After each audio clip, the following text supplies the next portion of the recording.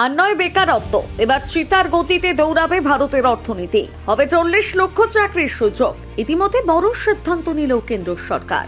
2024-এর ভোটে জেতার পর এই প্রথম বড় পদক্ষেপ নিল মোদী সরকার। ভারতীয় অর্থনীতির বৃদ্ধির সাথে সাথে বিশ্বের দরবারে আবার উঠবে ভারতের সুনাম। আমেরিকা থেকে চীনকে টেক্কা দেওয়ার মতন পরিকাঠামো গড়ে উঠবে ভারতে। এবার আমাদের দেশে গড়ে উঠতে চলেছে 12টি নতুন স্মার্ট ইন্ডাস্ট্রিয়াল শহর। এই তালিকায় আপনার শহরের নাম রয়েছে কিনা জানার জন্য দেখুন এই ভিডিওটি। স্মার্ট ইন্ডাস্ট্রিয়াল শহর কি? স্মার্ট ইন্ডাস্ট্রিয়াল সিটি মানে এমন এক আধুনিক পরিকল্পিত শহর যেখানে প্রযুক্তির ব্যবহারে শহরের সকল কাজকে সহজ কার্যকর করা যাবে। এই শহরগুলোতে থাকবে উন্নত অবকাঠামো, রাস্তাঘাট, পরিবহন ব্যবস্থা, সর্বোচ্চ নিরাপত্তা ও 24 ঘন্টা জলের ব্যবস্থা।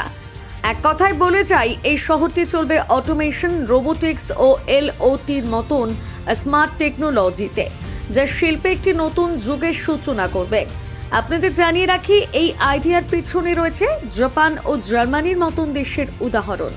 তাদের স্মার্ট ইন্ডাস্ট্রিয়াল সিটি মডেলগুলো বিশ্লেষণ করে ভারত এই পথে অগ্রসর হয়েছে। সাধারণ মানুষের কি লাভ?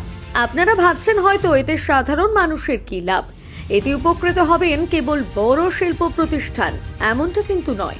বরং ছোট এবং মাঝারি ব্যবসায়ী, স্থানীয় কর্মী এবং সাধারণ জনগণও অনেক উপকার পাবে এর ফলে। নিম্ন আয়ের মানুষদের জন্য সাশ্রয়ী বাসস্থান তৈরি করা হবে, উন্নত পাবলিক সার্ভিস, উন্নত শিক্ষা প্রতিষ্ঠান, স্বাস্থ্য এবং নিরাপত্তা বাড়বে, সহজলভ্য চাকরি এবং ব্যবসায়িক সুযোগ বৃদ্ধির ফলে জীবনযাত্রার মান উন্নত হবে।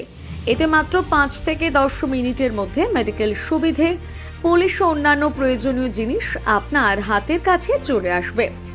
এখন আপনাদের মনে প্রশ্ন জাগতে পারে, কোন কোন শহরে স্মার্ট ইন্ডাস্ট্রিয়াল সিটি হতে চলেছে? তার আগে আপনাদের জানিয়ে রাখি, এই প্রকল্পের ফলে প্রত্যক্ষভাবে 10 লক্ষ, পরোক্ষভাবে 30 লক্ষ কর্মসংস্থানের সম্ভাবনা রয়েছে। এই প্রকল্পের জন্য 28,602 কোটি টাকা বিনিয়োগ করতে চলেছে সরকার।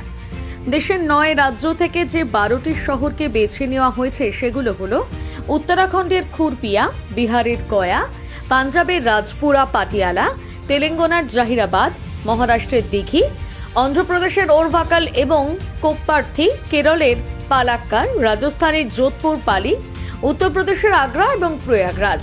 এছাড়া এই শহরগুলোর মাঝে থাকবে এক্সপ্রেস করিডোর, যার মাধ্যমে অতি সহজে এক রাজ্য থেকে অন্য রাজ্যে শিল্পভিত্তিক যাতায়াত করা যাবে।